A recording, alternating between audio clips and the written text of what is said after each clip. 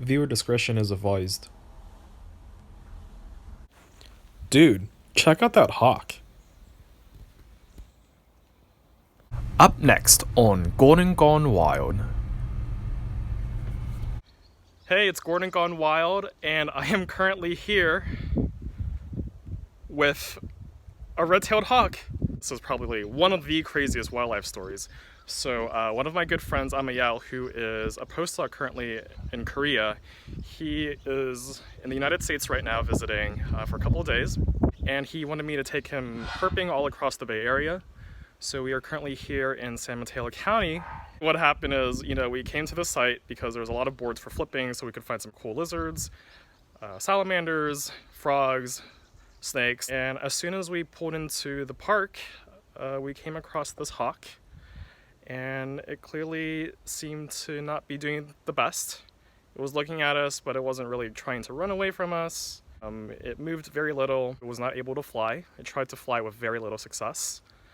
As a result, we decided to wrap it up in a blanket, that way to minimize harm to itself and to us as we're handling it.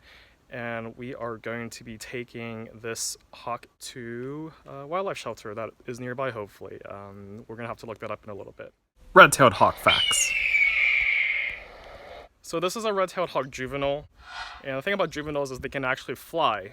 So the fact that this bird can't fly is a little bit concerning. Red-tailed hawks are named because, as their name implies, their tails are red. Although, to be honest, I've seen plenty of red-tailed hawks where the tails look more brown than red.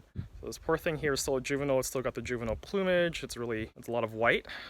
And red-tailed hawks are one of the most common hawks in the United States. You can find them in virtually all over, from West Coast all the way through the East Coast, in a wide variety of habitats. They are considered generalist predators, which probably would explain why they are so successful and widespread.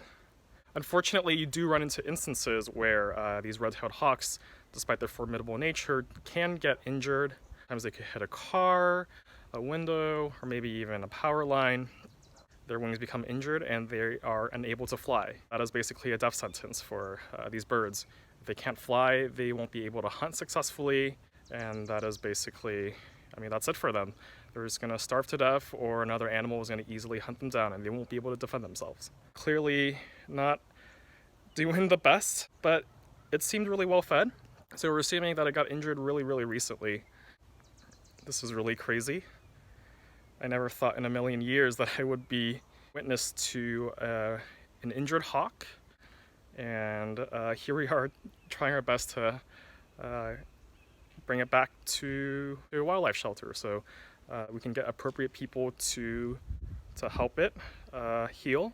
And if its wing is able to heal, then we can release it back into the wild. Otherwise, it might be able to serve as an ambassador animal if its wing never heals, and it can be used to educate the public about these magnificent creatures.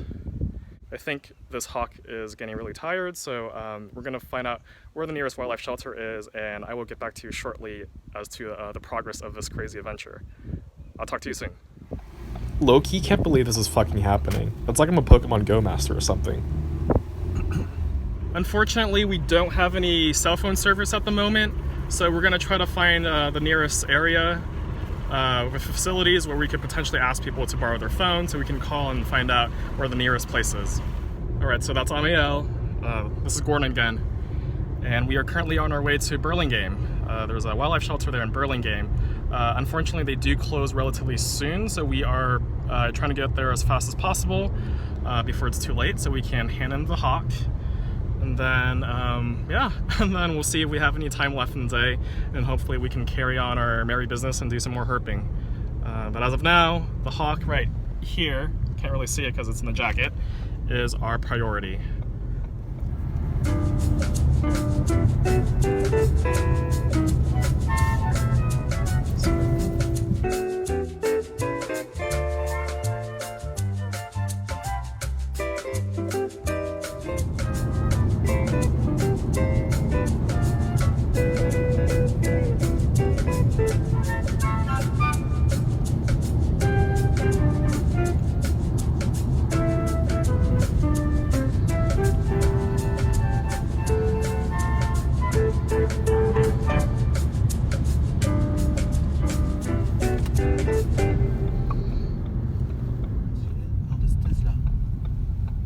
sure this is it. Yeah, but I think this is the parking on the right. Oops.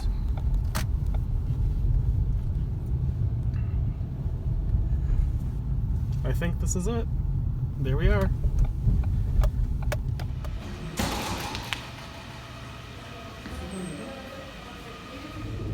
Great, we just brought the hawk into wild care and we are currently on our way to our next herping location.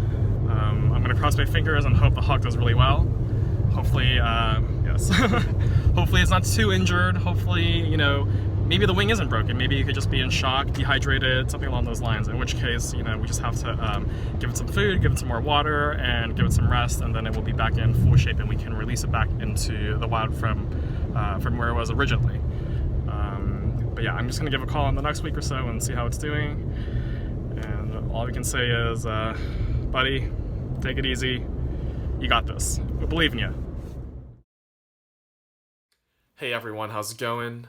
Just letting you know that I got off the phone earlier today with the folks at the Wildlife Care Center, and unfortunately they have some really sad news. The hawk actually was severely emaciated, which I found personally a little bit surprising because when we found the hawk, it didn't seem super skinny or anything. It looked pretty well fed. The other thing they told me was that the hawk actually suffered from a broken jaw, and reviewing some of the earlier footage from our trip, I actually did see that, in retrospect, the hawk actually did seem like its jaw wasn't in the best condition. Unfortunately, Wildlife Care decided to make the difficult decision of putting down the hawk, which is really sad. I was really rooting for the survival of the hawk. I really wanted it to do well, hopefully be able to be released back into the wild, but barring that, you know, like I said, I was hoping that they could at least use the hawk to serve as an educational animal. But whatever the case, if it had a broken jaw, if it was severely emaciated, if it was unable to fly, whether or not because it was suffering from an injured wing as well, or whether or not it was just in severe pain from having a broken jaw. I mean, imagine just like having your jaw completely broken. How sad would that be? As sad as it is, you know, that's just the nature of nature sometimes, and I'm glad that me and Amiya were able to do our part to help the hawk. We found it in the wild, and we were able to bring it back to people that could at least give it a little peace of mind in its passing. If it were left to, you know, the elements of nature, it could easily be taken down by another animal. It could just, you know, die of exposure to the outdoors, and that's also a horrible way to go. So no matter what, it was going to die a painful death, and we did the thing that we could to give it the least painful death as possible. So that's just the reality of things. Nature obviously is beautiful. I love nature, but I also acknowledge that nature is a very cruel beast, and this is just what happens sometimes. Thankfully, red-tailed hawks are not an endangered species. They are very, very widespread, like I was saying. They are very common throughout all of North America. So, speaking from an ecologist perspective, losing one hawk is not the biggest deal in the world. That said, you know, sometimes you can't help but feel a little bit emotional and a little bit teary-eyed that this animal that you briefly crossed paths with and got to interact with for a short while is no longer in this world.